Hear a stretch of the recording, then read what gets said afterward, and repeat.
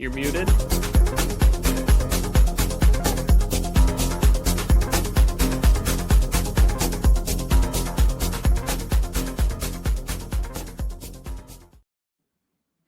I will not be muted this time. Hello, how are you doing? My name is Ryan Mossor. That is one of my best friends, David Kahoun, and this is the Commissioner's Couch Fantasy Football Podcast. Tonight's episode feels special, I think. We've officially reached episode 20 of the show, David. Insane. 20 Wow. total over the first two seasons. Full installments of breaking down film, challenging narratives, talking about fantasy football, building real understanding, especially for this second season, of this 2026 draft class. Season 2 has been rolling for 7 straight weeks now, which is crazy. Every step of the way, we've been, stacking evaluations, sharpening our process, and giving you the kind of detail you simply don't get anywhere else, if I could humbly say so myself. If you've been following along, you know how deep we've been, already have been running this. We've opened up the season with 2 full episodes of quarterbacks, 12 passers altogether from the 2026 class, 12 different developmental arcs, and a ton of conversation about traits and stuff like that. We shifted into 3 weeks, a full marathon of the 2026 rookie wide receivers, breaking down 18 total receivers in the 2026 upcoming class. Again, all with completely different roles and, usage profiles. And then last week, we finally cracked open the running back room. We went full speed ahead. Tonight, we're going to keep that momentum going, David. This is the part of the season where things are always fun. I'm so excited to talk about these prospects. This board's starting to widen. The styles are getting more diverse, and this is, where you really start to see how teams will build their backfields. So tonight, we are going to dive into the following rookie running backs. Do you want to go over them, David? Yeah, sure. So we've got 6 again, as usual. You've probably caught on to our rhythm that we have here. First one is going to be DeMond Claiborne, running back from Wake Forest. Mm-hmm. The second one is going to be Seth McGowan from Kentucky. Third one's going to be Le'Veon Moss from Texas A&M. Fourth one's going to be Jaden Ott from Oklahoma. Mm-hmm. Fifth one is Mike Washington Jr. from Arkansas. Yep. I almost said Arkansas. I'm like, that's not the correct pronunciation. And then the last one is Roman Hemby, running back from Indiana. Yeah. These guys, 6 new backs, different body types, completely different paths to NFL roles. And just like always, we're sticking with the same trait-driven grading model that we've implemented. We're going to look over, what we look for is vision, burst, processing, contact balance. My dog is barking upstairs for some reason. Receiving value, pass protection, athletic profile, the whole package. No hype, no shortcuts, no recycled narratives, just honest, detailed evaluation based on, the tape that we've seen and what is actually shown on tape. So settle in, grab your drink of choice, kick back on the commissioner's couch, because episode 20, David, 2-0. 2-0. It's starting right now, and it's time to break down another wave of running backs in the 2026 NFL draft. Let's do it. Yes, real quick. Before we dive into the show, some of you who are here from the Voice of the Land already heard about this, but I'm going to mention this again. I want to take a moment to talk about something that means a whole lot to me and my family. If you've been following along specifically on Twitter or the last couple episodes of shows I've put out, you already know that my 4-year-old son, James, is basically a wildlife encyclopedia, is competing in the Ranger Rick Junior Ranger competition.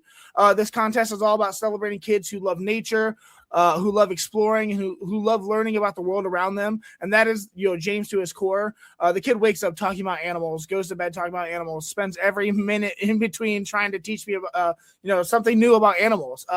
Voting in this competition is officially open. You can help him move to the next round. We made it super easy. If you're watching the show, there's a QR code right on the right of your screen, Dave, if you want to put that up there. There's one right there. First of all, you can scan that one. Just scan it, and it'll take you straight to his voting page. You can vote once per day for free. It just takes maybe 10 seconds. If you see any of the videos that I posted about my son breaking down his animals, talking about their habitats, explaining animal behavior, rattling off, facts like a tiny David Attenborough, you know exactly why we entered him. He loves this stuff and he lives it. So please, if you want to support him, hit that QR code, cast your vote, and help him push him to one step closer to something we would, truly never forget. It would really mean the world to us. David, you can put the other QR code up at the top for me. Yeah, I got the small one up on. Yeah, so anytime other than the ones that we're going to do for our sponsors, that'll be up there. Please, we'd really appreciate it. So yeah. The flamingo video of your son though is my favorite. He's really, I love the parrot so one. detailed.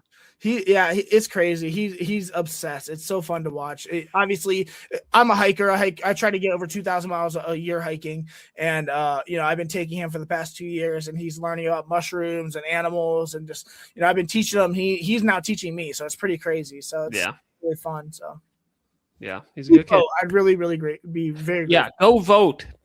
Yeah, that QR code up top is for the Junior Ranger competition there for James. Thank you. Yeah. Well, speaking of QR codes, and sorry. Yeah. If you're not watching live, you can go at Dynasty CLE on Twitter and just I tweet about it several times a day, so you can find the link there. I'm being annoying, but oh well, get over it. Yeah, it's worth it. Sorry. So yeah, speaking of QR codes and following things, if you have not subscribed to our podcast on anywhere that you get your podcast from, you are missing out. We go live every week. We are really trying to give you a heads up and a huge advantage heading into next fantasy football season. And so with it now finally starting to become warmer out, the draft is just around the corner. We're finally in April. This is where the time is made to become good at fantasy football. And we want to help you get there. So please subscribe to us on all the channels that you get podcasts from: Apple Podcasts, Spotify. What are some of the other ones? Boom Player, Amazon Podcasts. And literally anywhere Audible. And everywhere that you can stream your podcast, we're there. And it's a great place to be, as David has said several times, so you can find us. Go find us at the Commish Couch or the Commissioner's Couch podcast. Anywhere. Please subscribe, follow us, do a 5-star review, all of it. Sorry, I didn't mean to take you over there, David. No, you're good.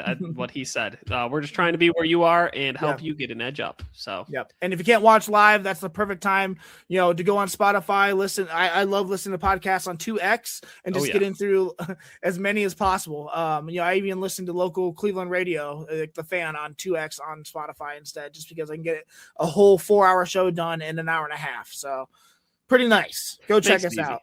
Yeah. All right. Well, our first sponsor is going to be our network sponsor, and we are with the Inside Edge Network, and our sponsor is Alley Rose Fragrances. Our network sponsor is Alley Rose Fragrances. Discover Alley Rose's collection of handcrafted candles and body mist made with clean, minimal ingredients. Every product is thoughtfully crafted and created in small batches, free from harmful toxins, for mindful everyday indulgence. Head over to alleyrosefragrances.com. You can see it on your screen right now. To order using the special promo code InsideEdge20 to receive a special discount. Again, that is alleyrosefragrances.com, and use the Inside Edge Network promo code InsideEdge20 now. Yes, we are also brought to you by Mossor Moments Photography. They are a husband and wife wedding photography team based in Cleveland who specialize in providing the best wedding photos in Northeast Ohio. Check out their website at MossorMomentsPhotography.com. That's MOSSOR, momentsphotography.com. It's right there on your screen. David, how you doing, brother? Dude, I'm good. It's so nice out today, and I took my dog for a walk before our podcast, which was nice, but I'm tired. Work has been a lot lately. It's just, I'm ready for some warm weather and some relaxation. How about you? I hear you. Yeah. 3 days in a row. Looks like it's going to be 70 degrees, which is refreshing to say the least. Hopefully, usually the rule is 3 days in a row over 60, you get some mushrooms popping up, some morels. So we'll see. I think it's a little early, especially for Northern Ohio, but if this rain's helping, maybe I can find a couple babies out there. I'm excited. I'm going to go find some mushrooms this weekend. So yeah. Get a little preseason mushroom season in. I'm ready, dude. I'm so excited. I'm a big mushroom guy. Yeah. All right. Well, shall we talk through where we're at in our process? Let's do it, brother. All right. So we are still in our preseason, or I guess pre-draft series that we're going through right now. So we are going to talk through, and we have talked through a lot of different position groups for fantasy football. So we talked about the quarterbacks already. We covered 12 different quarterbacks in this draft. We have some sleepers that we like too. If you missed those, go ahead and watch them or listen to them again. They are worth it.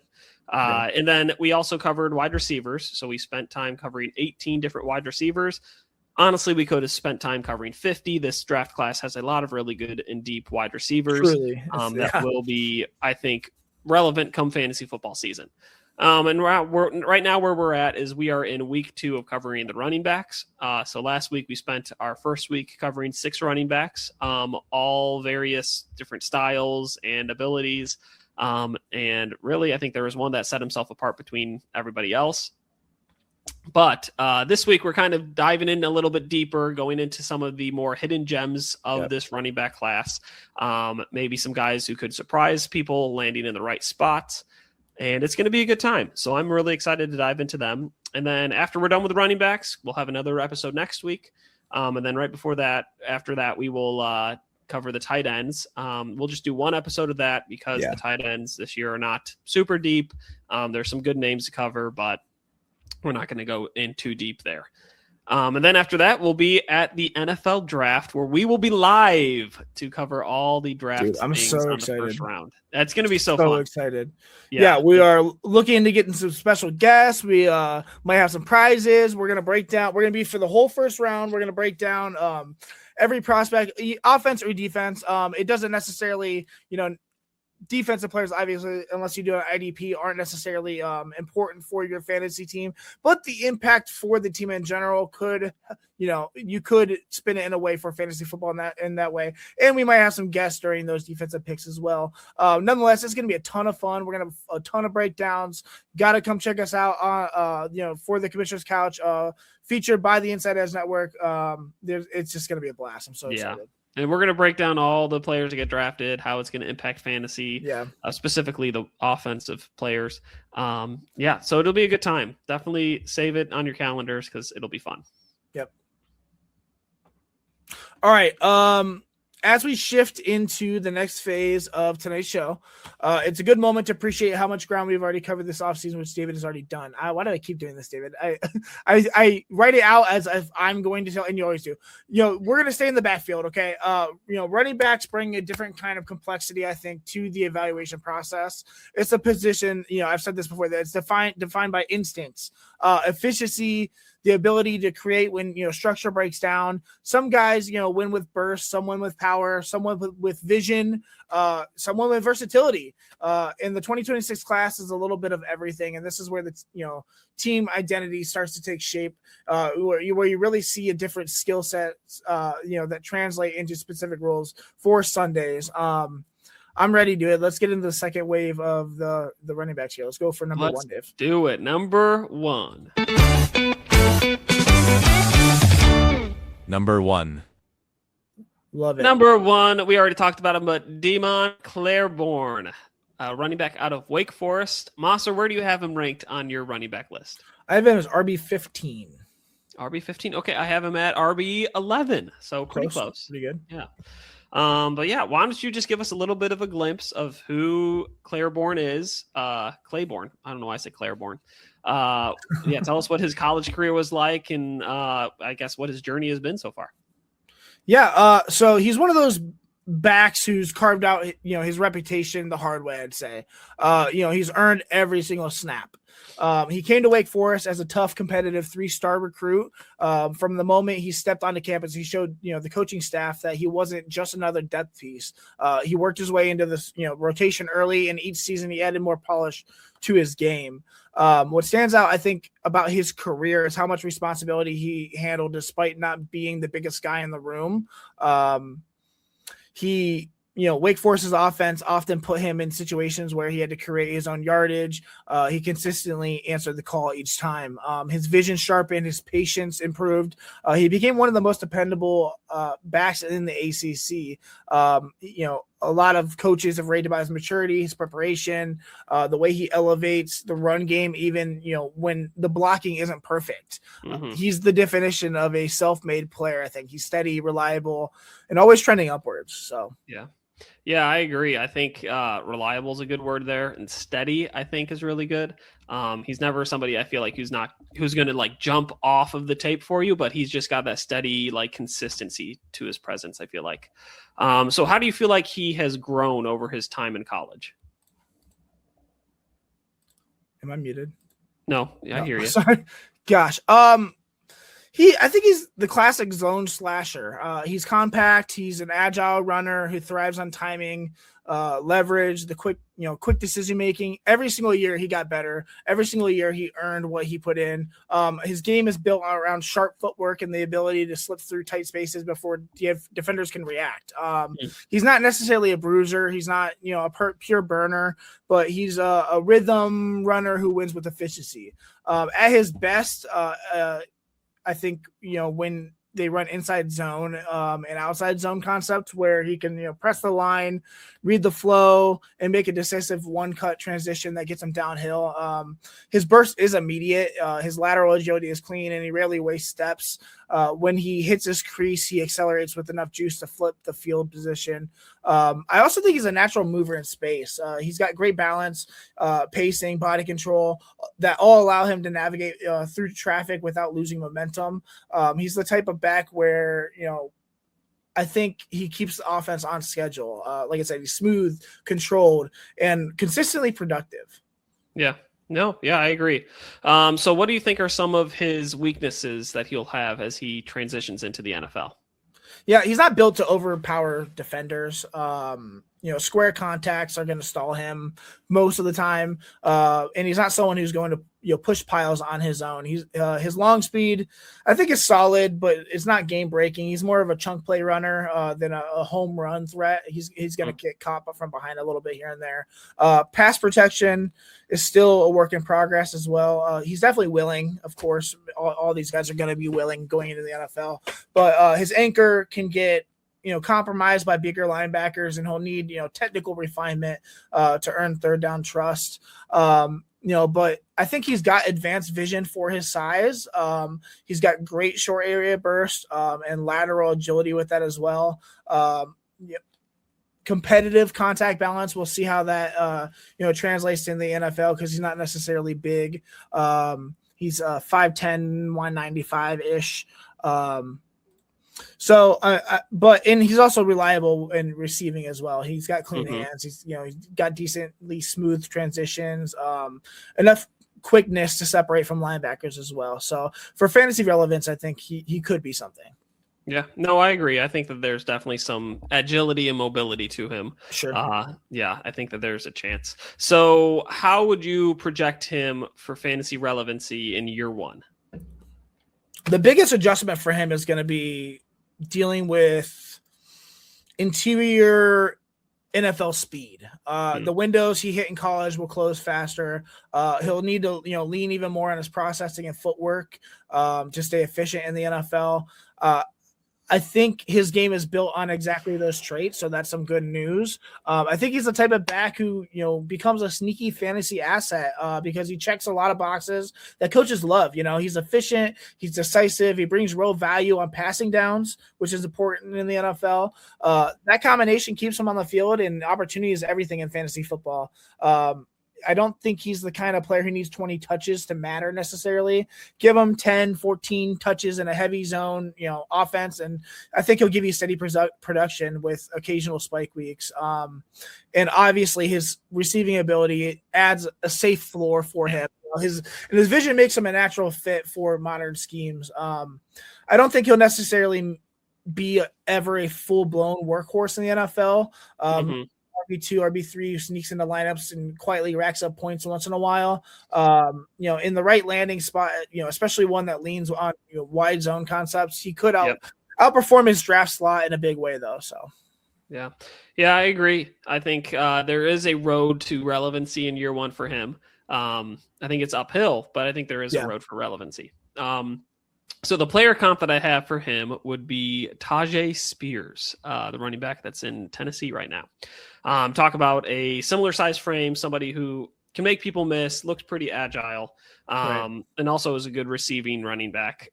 Was never really able to take over as that running back one that people kind of were hoping for, but still had some decent, I guess, ability, maybe not fantasy ability, but football ability. So I think for ideal landing spot for fantasy football when it comes to it would be a team where they just lost a very good running back who is very productive in them, both in the running game and the passing game, and to where he can kind of help fill hole that was left from that passing game running back, and that would be the Jacksonville Jaguars. Okay. Okay. Travis Etienne just went into the New Orleans Saints. He was pretty much a huge part of that offense, and I think he's going to be missed a lot. And he was also really, really fantasy relevant. He was really dynamic in the run game, but also was really, really a huge part of that passing game as they really became competitive down the stretch last year. And so I think you see somebody like Claiborne, and you immediately think, okay, this guy can be a check down Charlie for why do I forget his name again? Trevor Lawrence. Wow. It's been a long week. And so, yeah, you can see him kind of filling half of that void that Travis Etienne left, being that pass catching back, but still being somebody that can be efficient in the run game and help that team kind of fill that hole. I don't hate it. Yeah, I mean, obviously, Basal Tootin, they're going to add something. Someone in the draft probably. That's a big drop, and him and I think LeQuint Allen is the other guy. I don't think necessarily they're going to be the huge 1-2 punch. We'll see. I mean, Basal Tootin looked good in the red zone, obviously, last year, but I don't think he's going to be a 3-down workhorse. So, yeah, they're definitely going to look to add somebody. Yeah, for sure. All right, well, shall we get on to number 2? Number 2, bro. Let's do it. Number 2. Number 2. Number 2, Seth McGowan, running back from Kentucky. He is my number 9 on my board. What is he on yours? He's my RB 29. 29. 29. Nice. 29? What's 29? I love New Girl. All right. Well, tell us a little bit about Seth McGowan, why you have him ranked so low, and why he was so, I guess, overvalued at Kentucky. Yeah, I think his story is one of the most widening paths in the entire class. He actually started at Oklahoma as a relatively highly regarded recruit, flashed early, and then stepped away from the program and rebuilt his career piece by piece. He went through Butler Community College, then resurfaced at New Mexico State, and then eventually found his way to Kentucky. Every stop he showed growth. I think what stands out much is how much more polished I think he became over time. By the time he got to Kentucky, he looked like a veteran. He was patient, physical, I think much more fully control of his game. A lot of coaches praised his maturity, toughness, the way he adapted to different systems. Obviously, he went from program to program there, really rebuilt his career. He's played in spread looks, gap-heavy structures, zone-based offenses, and he's handled all of it with professionalism. I think he, enters the draft as a seasoned, well-rounded back who's taken the long road, but made the most of every stop. Before we, talk about him strictly as a football player, I think it's important to acknowledge the off the field chapter of, that shaped the middle of a portion of his career. I did say that he stepped away from Oklahoma. I don't necessarily think that was probably voluntarily. Back in 2021, during his time at Oklahoma, Seth McGowan was involved in a serious incident that led to criminal charges.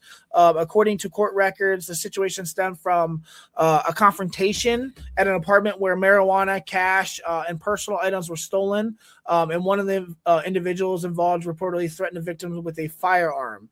McGowan wasn't the one that was holding the weapon, but he was part of the group. And the legal consequences were significant. The initial charges were severe: robbery, conspiracy, assault-related, counts. But the case ultimately ended with, Seth McGowan pleading guilty to a reduced charge of, nighttime larceny.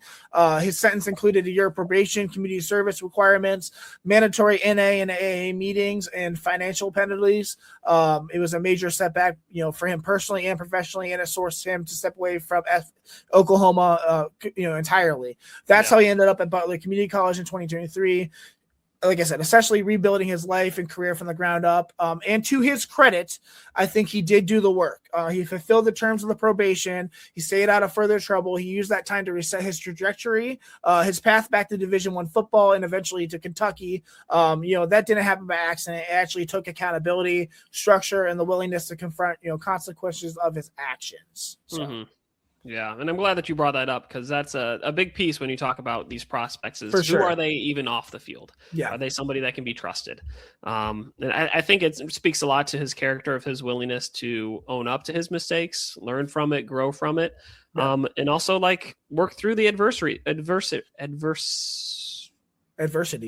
Thank you. You did it this time. Sorry, I'll do it later. Know.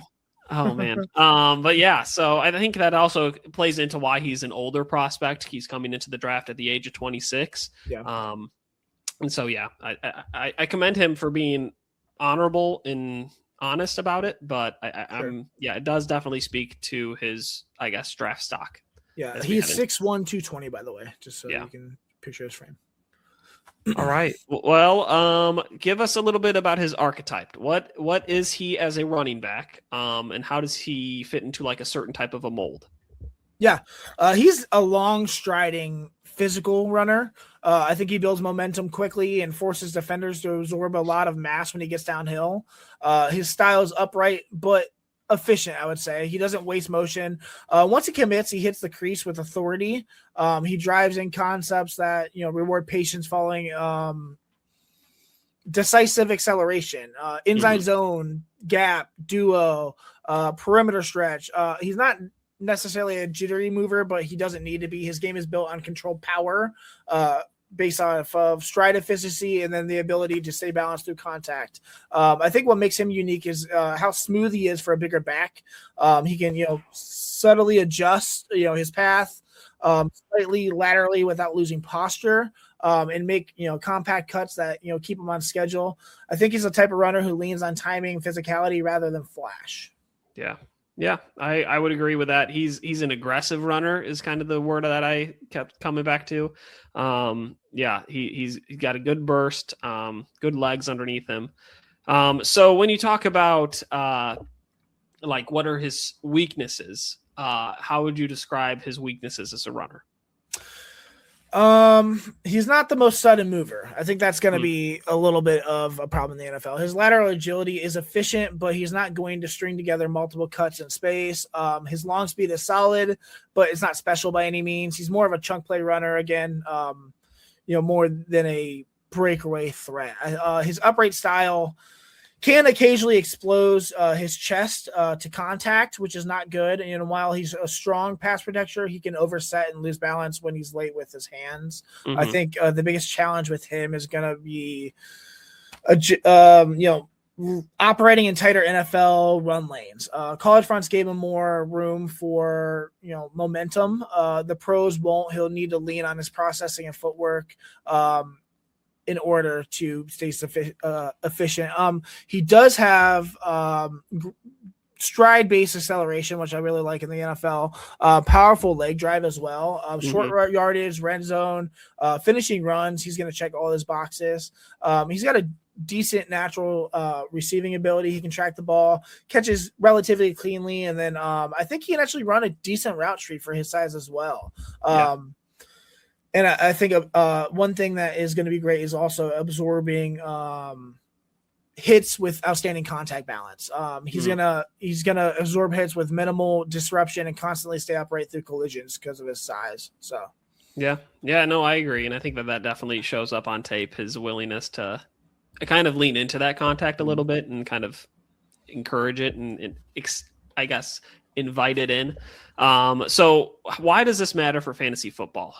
How does he become relevant for fantasy football? Well, he's my 29 ranked running back for a reason. I think this is where context matters. Seth McGowan is a good football player. He's tough. He's reliable. He's well-rounded. But when I stack him against the rest of this class, I think a few things push him down my board. I don't think his ceiling is as high as the backs above him. He's steady, but he's not a dynamic creator. He's going to win with efficiency, not explosiveness. And in a class where several backs can tilt the field, I think that's going to matter. His athletic profile is more functional than special as well. He's smooth, he's strong, he's balanced, but he's not someone who's going to consistently generate explosive plays on his own. And in today's NFL, that's going to limit your upside. And then thirdly, I think, his style depends heavily on structure as well. He's going to thrive when the blocking is clean, the picture is defined, but when things get muddy, he can struggle to create independently. So I think, that is the context that matters. For fantasy, I think he is the type of back who becomes a fantasy value because he does so many things well. I'm not gonna, he's big, he's strong, short yardage, red zone. He's going to be relevant. I think he's physical enough to earn early down work, reliable enough to stay on the field and pass protection, and polished enough to, as a receiver, to carve out third down snaps. And like I said, he's got a decent route tree. I think that combination is going to give him a path to meaningful touches, maybe not right away, but sooner than some will expect. I don't think he's a boom or bust runner, but he is a steady producer. He'll give you consistent yardage, goal line potential for sure. And like I said, sneaky receiving value. In the right offense, especially one that leans on inside zone, duo, gap, you could be flirting with RB2 production, I think. I don't necessarily think RB1, maybe if the matchup tips in his favor, but I don't know. It's just going to depend on what offense he gets in and what that room looks like. I think he is the definition of a high floor fantasy back who can outperform his draft slot if he lands in a system that values physicality and efficiency in the running game. Yeah, I agree. And I think that the goal line work is where he will become most fantasy relevant in year one. He's just a big body that can break contact and get through the line to score touchdowns real easily. So when it comes to player comp that I've got for him, this is a little bit of a throwback player, but I think there's a lot of similarities in the way that they play. But this would be Chris Carter, running back. Somebody who may not have been the most explosive player, may not have been the most, dynamic in the running back room, but somebody who was just an aggressive runner, ran downhill, had a decent amount of burst, and just broke tackles. He was somebody who wasn't just going to be stopped the first time that somebody touched him, but was just going to keep running because that's what he was really good at. So when we think about ideal landing spots, you talked about somewhere where the room's maybe not complete. They really rely on that zone duo type of a running style, and he can still find some opportunity in the pass game. I picked the Seattle Seahawks for this ideal landing spot, actually. A place where he can kind of compete to get that running back 2 role, because it looks like it's going to be Charbonnet right now as running back 1, but we'll see. Somewhere he can find his kind of niche as that goal line working back, but still kind of get some stuff out of the backfield. It's just be like somebody who, hey, you need somebody to run, I'll run. And so I think the Seattle Seahawks, since they lost Kenneth Walker as their workhorse back, they're going to need to figure out that running back room. And I think somebody like a Seth McGowan could really step in and become a certain piece of that running back by committee style that they're probably going to try and do this year. I like that. No, thank you. I appreciate it. All right. Well, we've said this last week and the weeks before, but the Inside Edge Network and us here at the Commissioner's Couch, we are growing. We have a lot of fun new sponsors to get through. And so this first one is going to be brought to you by Fanatics. Hey, everyone. This is David from the Commissioner's Couch podcast. Fantasy football fans, you've found the #1 destination for all the officially licensed football gear you will need this NFL season. The NFL shop from Fanatics.com features sportswear and accessories from brands like Nike and New Era, as well as NFL coolers, so you can head to the tailgate repping your team. If you're looking to add to your collection of tailgate gear, you need to check out our grilling items and coolers. With official player jerseys, polos, and hats, we've got enough gear to keep you repping your favorite NFL team throughout the whole season. Go to Fanatics.com by using the QR code on the screen right now to celebrate your fantasy football teams. Again, that's Fanatics.com, or use the QR code on the screen to buy all the gear you need to rep your team. Good luck. Good luck. All right. Hey, thank you. Good luck to you too. Fanatics.com. If you are interested in purchasing anything off their website, we have the QR code up in the corner of our screen. Go ahead and scan it. Yes, that way. It'll be a great place to really find any sort of NFL merch or anything you want. I've gotten lots of hoodies there. I'm sure you have too, Mossor. But yeah, scan the QR code. There's no code or anything, but yeah, just use that link. Yep. All right. Are we ready for number 3? Number 3, my lord. Number 3, my lord.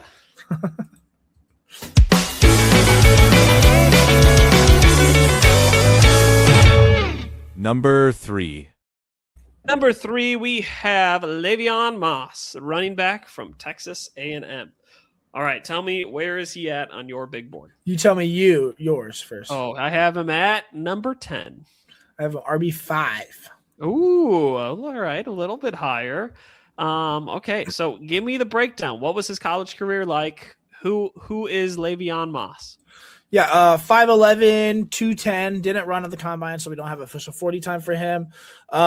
He came into Texas A&M with a reputation for being one of the toughest, most physically imposing runners in the high school recruiting class. And over time, I think he lived up to every bit of that billing. Early in his career, he was part of a crowded backfield. Even in limited touches, you could see the raw ingredients. He showed power. He showed balance, willingness to finish rushes with relatively bad intentions. He ended up earning more work as his game matured. The wild, all power, no plan runner who was early on, gradually transforming into far more disciplined, calculated back. His footwork tightened up. His reads became cleaner. He started showing a level of patience that wasn't always there at the beginning. By the time he hit his final season, he looked like a completely early down back, someone who could handle volume. A little different there. Who am I, Eminem? Grind out tough yards, and set the tone for an offense. Texas and A&M staff, they consistently praise his work ethic, the physical edge that he brought to the room. He's the type of player who embraces contact, responsibility, and the dirty work that a lot of backs shy away from. He does not shy away from that. So. Yeah, I agree. He is a physical runner. So when you talk about molds and archetypes, how would you describe Le'Veon Moss? Does he fit any sort of mold that's already out there? He's a downhill enforcer. He's compact, powerful, a runner who wants to get north immediately and make defenders feel every bit of his frame as well. I think his style's built on force and efficiency that consistently popped up on his tape. He doesn't dance, he doesn't drift, he doesn't waste steps. He when he sees daylight, he hits it with conviction. He's gone. He thrives in gap and duo concepts. A lot of these guys do. Where reads are defined and the physicality ramps up. He progresses the line with enough patience to let blocks develop. But like I said, once he commits, he lowers his pads and drives through contact, or he is he's just ready to go. He's got outstanding balance as well. He's great at absorbing hits, while keeping his posture, and always tries to fall forward as well. Yeah. He's not going to be a home run hitter, but he doesn't need to be as well. I think, his game is about attrition. He leans on, defenses, wears them down, forces them to tackle him over and over and over again. And by the fourth quarter, defenders start making business decisions and they might back off a little bit. So yeah, I really like that. So Yeah, no, I agree. How would you say, or I guess what would you say would be one of his biggest learning curves when he transitions to the NFL? You're muted, by the way.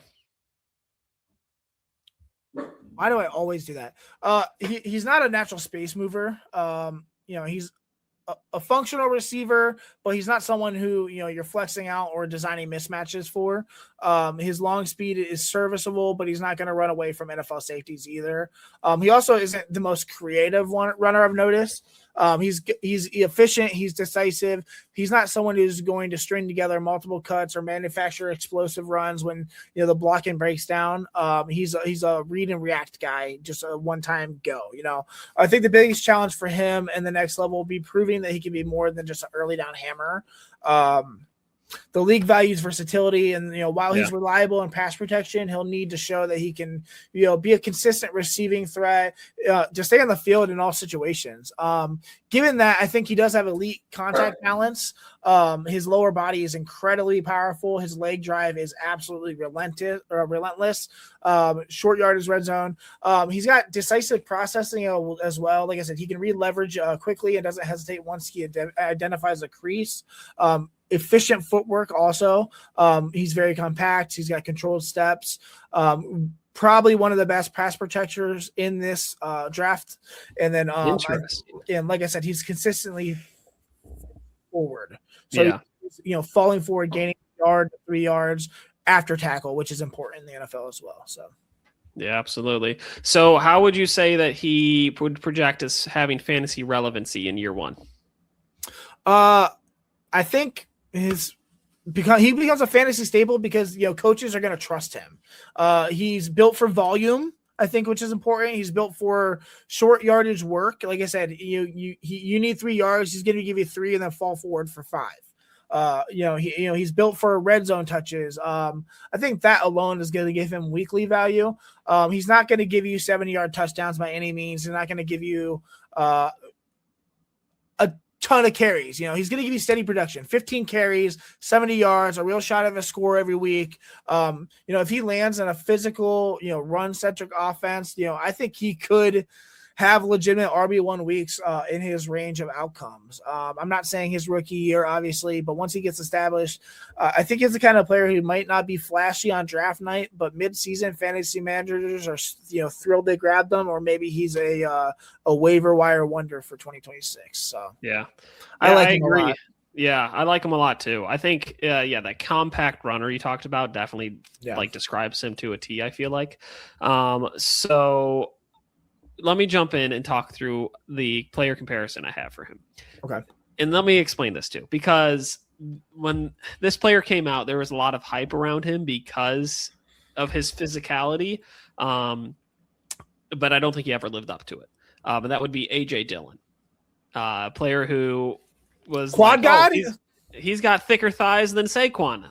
And so I think, there was a lot of hype around him being like, hey, this is a physical running back who's going to get a lot of needed dirty yards, maybe score a lot of goal line touchdowns. And he had a little bit of flashes of that, but really never lived up to the hype of it all. But I think Le'Veon Moss has that plus a little bit more. I would describe him as almost like a RB1B. He has that type of potential in the NFL to be hey, we have a running back A, but we need a running back B who's just a change of pace guy that can really just throw off defenses. And I think Le'Veon Moss can really step into a role like that really well. And so we need an ideal landing spot. You talked about physicality, somewhere where he can really lean into that, be that physical dominant runner that the organization loves and kind of builds culture around. And so I think an ideal landing spot for him would be the Pittsburgh Steelers. You talk about a team that really values being physical, that really values their running backs. You think about a Jerome Bettis, who was a really physical running back in the day. The Steelers really haven't had that in a while. They had some success with Le'Veon Bell recently, but since then, they've really not had a good running game. And I think the players that are currently in that room, it makes it kind of hey, whoever's our most physical guy can kind of be our running back one. And so I think Le'Veon Moss can step in there and become that running back one in the room for the Steelers because of his physicality. Kind of like how Jaylen Warren has done in the past, but I think Le'Veon Moss can do that and be better.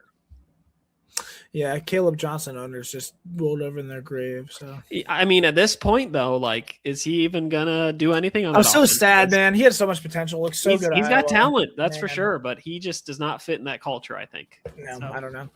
We'll see. Yeah, I do like that. I think they're gonna need somebody, especially with Kenneth Gainwell leaving there. So yep, very true. All right, number 4. Number 4.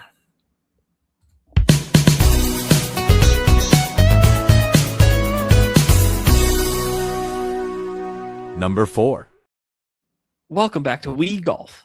So number 4 would be Jaden Ott, running back from Oklahoma. Where is he at in your number of rankings? He is my RB6. Okay, not bad. I have him as my RB12. Okay. So yeah, this group I feel like was really compact and kind of close together. 5'11", running back from Oklahoma. Tell us a little bit about him. What makes him stand out as a running back from college? 5'11", 208, 4.46 40, not bad. I think he's been on the national radar since the moment he stepped into college. He burst onto the scene at Cal as a true freshman and immediately looked like one of the most electric young runners in the country. I've had him on my C2C league, my college to Canton fantasy football league for years now. Love Jaden Ott. Every year after his freshman year, he added something new. He added more patience, more discipline, a lot more polish in the passing game as well. His transfer to Oklahoma wasn't just a change of scenery. I actually hated the transfer, but at the end, I actually ended up liking it. So at first I was like, no, I was so excited for him at Cal going into the last season, but him transferring to Oklahoma, I thought was a statement. He wanted to prove that he could thrive in a faster, more demanding offense. And I think he absolutely did. The same explosiveness he showed at Cal, transitioned seamlessly at the Big 12. He became one of the most dangerous space players in the conference. Coaches raved about his maturity, his preparation, the way he elevates, on offense with his versatility. He's been a playmaker everywhere he's been. I think he enters the draft as one of the most naturally gifted backs in this class. I really like Jaden Ott. And it's not because I just had him on my fantasy team for a long time. No, you've been watching him for a while, so how much you like him. Yeah, he's a high energy runner for sure. One cut and go type of a runner, I feel like. So give me an archetype for him. What would you describe him as a running back? He's a modern NFL space weapon. He's like I said, he's a slasher, a fluid runner who thrives when you give him room to operate. His game is built on acceleration, lateral quickness, the ability to make defenders miss without needing super dramatic cuts. I just think he's so smooth. He's got great control over his body. He transitions from patient footwork to sudden burst and absolute heartbeat. I think he's one of the best outside zone spread or tempo driven. I'm sorry, he is best. I didn't say the best. He is best in outside zone, spread, tempo driven systems. Where he can press the line, he can re-leverage. He then explode into daylight. He's got efficient strides. His hips are loose. He has the rare ability to string moves together without losing speed. And then there's the receiving element as well. He's one of the most natural pass catching backs in this class. He can run real routes, track the ball downfield, turn simple touches into explosive plays.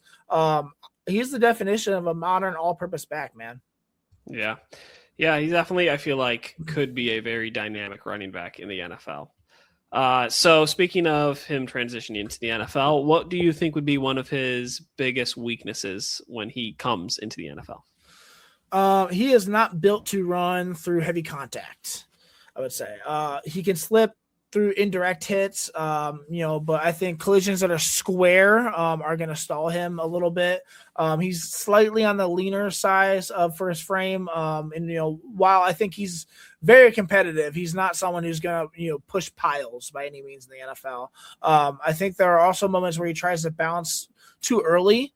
The confidence in his speed, it can occasionally work against him, and it's going to work against him a little bit more in the NFL where the speed is obviously faster. And in pass protection, he's willing, but he can get overwhelmed by bigger defenders as well. Yeah. But he's got elite acceleration, David. His lateral movement is incredibly fluid. He's got explosive receiving ability, probably second in this class behind Jeremiah Love, I would say. Open field creativity, he's got it. Strong vision and zone concepts. And I think he also finishes forward quite a bit as well. So. Okay, well, you're making me a big fan of him, and I probably should not have ranked him so low. All right, so no, don't take him in Dynasty. He's mine. Don't tell anyone. So when you talk about fantasy football relevancy, how does he become a relevant fantasy football player in year one? Is it so dependent on his landing spot, or is he kind of just no, he'll make it work because he's so talented? He's going to swing fantasy matchups because of his explosiveness. He's a threat to score from anywhere on the field. And I think, like I said, his receiving ability gives him a built floor in fantasy, especially PPR formats. He's not a grinder. He's a playmaker. He's going to get 12 to 15 touches in, a creative offense. And, he'll give you RB2 production with decently spike weeks where he could probably be RB1. I think his value will skyrocket if he lands on a system that uses motion spacing, tempo, things like that to get him in open grass. But his explosiveness, his receiving ability, his open field talent are top tier. He's one of the few backs in this class who I think can legitimately change the geometry of a defense. You know, he's not as consistent between the tackles as you know, the elite group that we talked about, but his frame limits, you know, some of the power-based elements that push other backs, you know, higher on my board. But for RB6 on my board, I think he fits perfectly. I'm very excited about him in fantasy. Yeah, you're making me excited about him in fantasy, so I will be watching him closely. All right, so ideal lane, or I guess player comp is what I should say. The player comp that I've got for him would be Isaiah Pacheco. You talk about a high energy running back who's kind of just that one cut, go downhill. I'm going to try and like just go. May not be, I guess Isaiah Pacheco may not be as elusive or agile as an Ott would be. But I think that like high energy, go downhill real fast type of a running back really, I think, describes him well. And so the ideal fit for him that I have would be a team where they kind of need a young running back to kind of come in and just command the room. That would be the Dallas Cowboys. Yes, Javonte Williams had a really good comeback year last year for the Cowboys and was a really fantasy relevant running back, which was great to see because he had so much potential when he came out.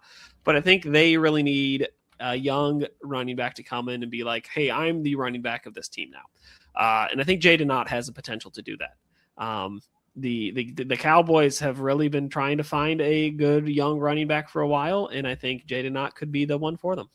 Didn't they just extend Javonte Williams? I think so, but I think it was only like a 2-year deal, but I could be wrong. 3-year, $24 million, $6 million signing bonus, $16 million guaranteed. Not awful. I mean, but yeah, I mean, obviously it's naive to think that they're not going to add to that room, but maybe he could steal it from Javonte. Javonte did have a great year last year, though, especially at the beginning of the season.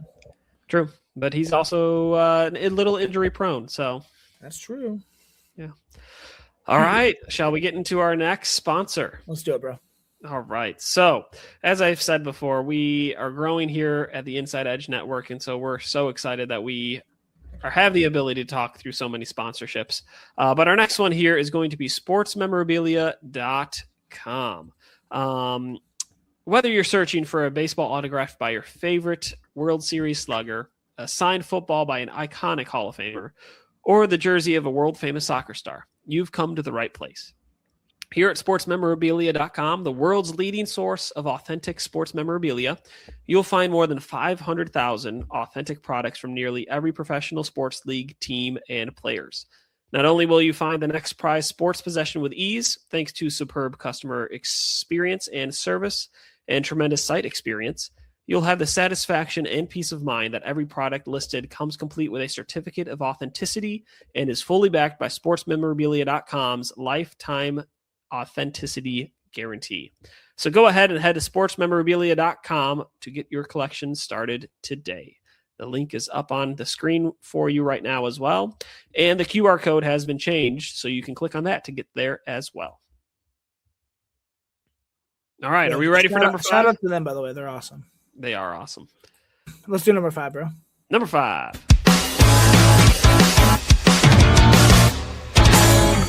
A number 5. That one's my favorite one. All right, number 5, running back Mike Washington Jr., running back from Arkansas. What's he for you? Huh? What's he ranked on your board? Number 8. Number 7 on mine. So perfect. Right there. Look at us. We're in sync today. Bye. Stop I it. knew you were thinking it. All right, so give us a little breakdown on who Mike Washington Jr. is from Arkansas. What was his college career like? How was he?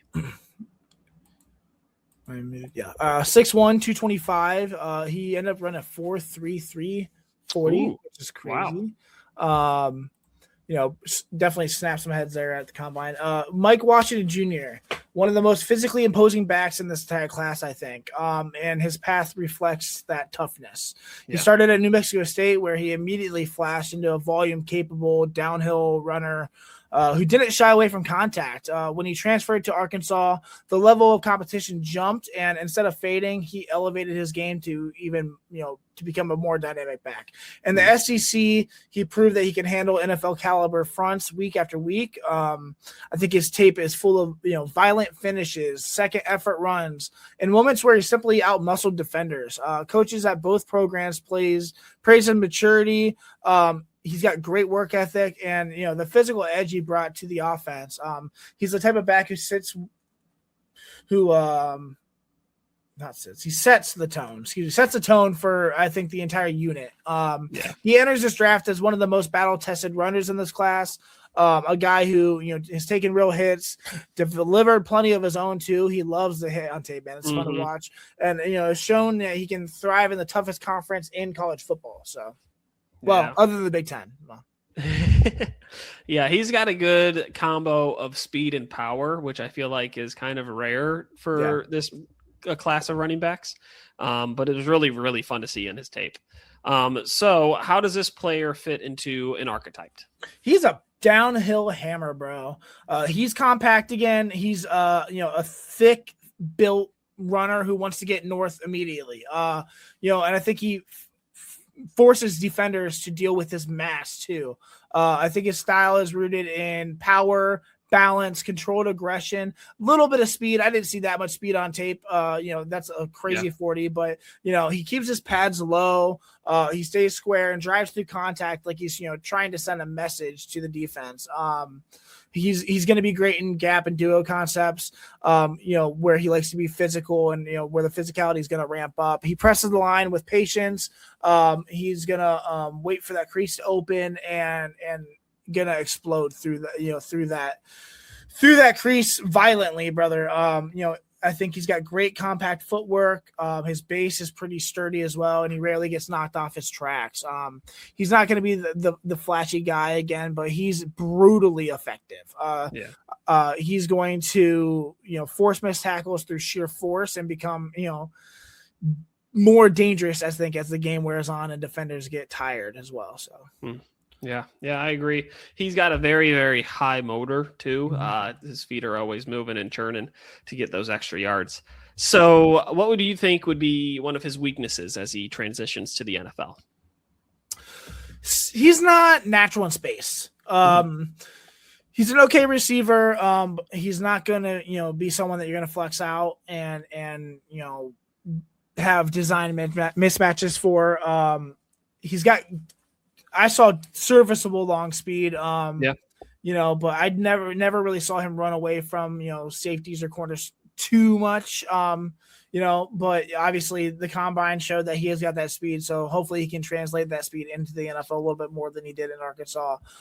He's not very creative as well as a runner, but he just likes to punish defenders. As I said, his contact balance is absolutely elite. He's going to absorb every hit like they're nothing. He's going to try to stay upright through every collision. That is probably going to drop, I would say, 80% of the running backs in the NFL. His lower half is incredibly powerful, which is going to be great for leg drive. Think, red zone, tight spaces, short yardage, stuff like that. He's going to be great. He's got good processing as well. And like I said, his footwork is very compact and efficient too. So, yeah, I agree. So why does this matter for fantasy football? How can he be relied upon for this upcoming football year? He's going to have to become a more reliable contributor in the passing game. He's not awful, but he's not one of these guys, especially with his, size. He's a strong protector, but his receiving skills are certainly limited. And I think that could, cap his snap share early in his career. I think he's the type of back who becomes fantasy relevant because he's going to be trustworthy. I've said that a lot, but these bigger guys, we've talked about a few of them. They're built for volume and short yardage work, and that is huge because they're not going to take so much of a beating because they're built for volume because of their size, and they're going to be decently good in the red zone, or at least get the opportunities to score in the red zone. He's got to land in a physical, run-centric offense, but it's hard to place him. I don't know. I really like him. I think he's fast. I think he could be the kind of player that's not super flashy on draft night. But again, probably, I don't know, if you're looking at dynasty rookie draft, he's probably going to be a late second round, early third round pick, but he could, his speed and size, if he could develop some pass catching skills or maybe a little better route tree, he could be really, really effective in the NFL. Yeah, I agree. He could be really, really effective. And I agree with you. He needs to go to the right landing spot to be really effective. But I think the one that I picked could be sneakily good for him. Okay. And so you talked about like his high motor, his willingness to embrace the contact, rare combo of speed and power. The comp that I have for him, and this might be a throwback to some, if you played fantasy football long enough, you'd know this name, but would be Jay Ajayi. It's not even that long ago, brother. I feel like it's been over 10 years, hasn't it? I don't know. Not even that long, but yeah, okay. Oh, I feel like it has been. But yeah, Jay Ajayi, somebody who had that speed and was also kind of a strong, powerful runner. I feel like his NFL career was kind of just like really short-lived and really just a flash, and that was it. But he was really dynamic and was kind of a favorite for fantasy football for like a year or two. And so I feel like Mike Washington can kind of eclipse a little bit of that with his abilities. And so an ideal landing spot that I've got for him would be the Houston Texans. You talk about a running back room that's kind of still trying to figure it out. Yes, they traded for David Montgomery, who's a very similar runner, I feel like, to Mike Washington. He's got that breakaway speed. He's got that power and willingness to get those yards. But he's also kind of on the tail end of his career, probably getting up there in age a little bit, has a lot of wear and tear on those tires. And so the Houston Texans might be looking for the next kind of David Montgomery type, and Mike Washington Jr. just might be it. I don't hate it. Jay Ajayi has last played in 2019, retired in 2022, so not that long ago. Feels like don't make me feel that old, brother. I feel that old. All right. Well, shall we get into our last prospect? Let's do it, man. These people are tired of hearing us talk.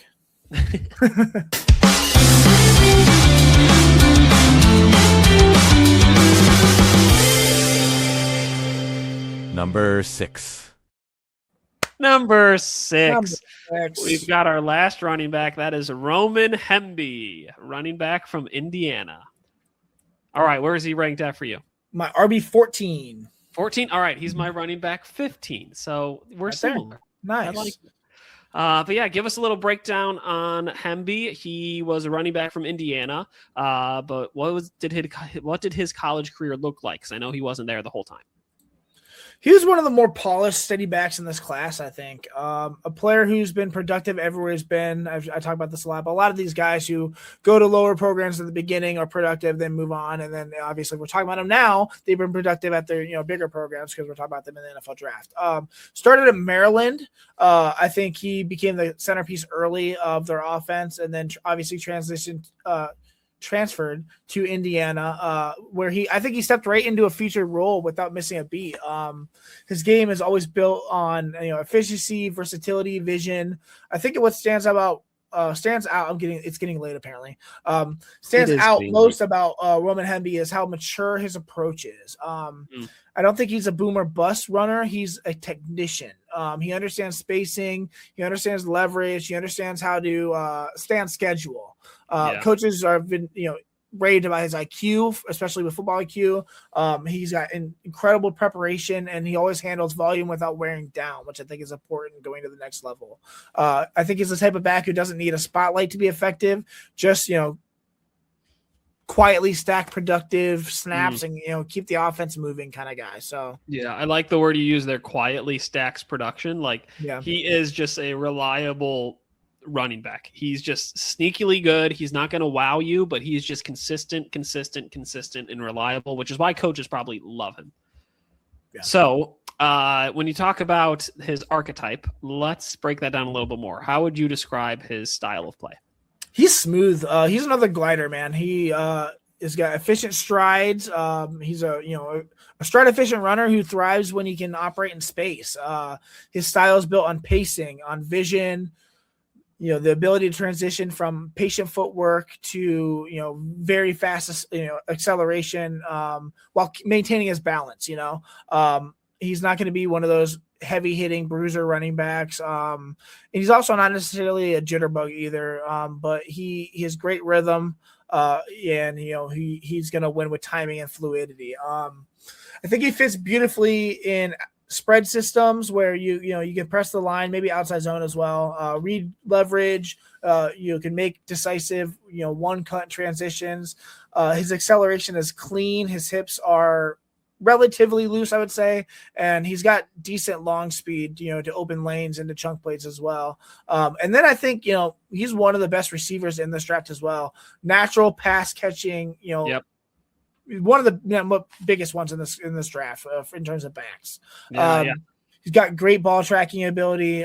He has a great route tree as well for a running back. There's a couple in these tiers here who I love that have great route trees and great hands. And he's going to be a problem when he gets open field as well. So yeah, I agree. And I guess that leads into my next question is, do you think that's going to be like just the only way he's going to be fantasy relevant is like PPR leagues just receiving, or do you feel like there's more to his game than that? We talk about, quietly, I think he's going to be a sneaky fantasy asset. He checks a lot of boxes. Like I said, he is a natural receiver, and that's where he's probably going to be the most relevant in fantasy. He's efficient in space, and he's the kind of player that, like I said, coaches trust on passing downs. That alone is going to give him a decent path to early downs, I think. He's not going to give you huge 60, 70-yard touchdowns every week, but he's going to give you relatively steady production. Receptions, chunk gains. He's going to be great on screens, consistent usage in space-driven offenses. And PPR, as you said, he does bring real value. A flex RB3 maybe, who can slide into your lineup without hesitation. If he lands in the system that leans on outside zone and uses the running back in the passing game, he could easily outperform his draft slot by a huge way. Yeah, I agree. So the comp that I've got for him is somebody else who's sneakily good in the running game, but is very dynamic as a receiving running back. We've mentioned his name before on this podcast. Do you want to guess who he is? I have no idea. Kenneth Gainwell, running back who was on the Steelers. I forget where he is at now, but a dynamic. Wait, where is he at? Tampa? Am I wrong? That sounds right to me. But yeah, a running back who's really dynamic as a receiver, but is also sneakily good in the running game. He's really loved by coaches. He's just a reliable player. Okay, good, Tampa. But yeah, he's just sneakily good in the running game and I just think loved by coaches because he does what the coaches need him to do. And so I think Roman Hemby really just encapsulates everything about Kenneth Gainwell's game and embodies it and makes it look the same in my mind. That's my favorite comp you've had. So thank you. I like that one. So the ideal landing spot that I've got for him would be a team where they've got a workhorse running back already, but they need somebody to come in and be more of a receiving threat at running back. And so for that, I would pick the Las Vegas Raiders. They have already got their workhorse running back in Ashton Genty, who's a stud. And yes, Ashton Genty can play in the receiving game, but he's not where he's at his best. And so I think you can get somebody like a Roman Hemby to come in there, be that receiving back, be that best friend for a check down quarterback that they're going to have their first year. And guess what? They played together in college too. That's going to work out well.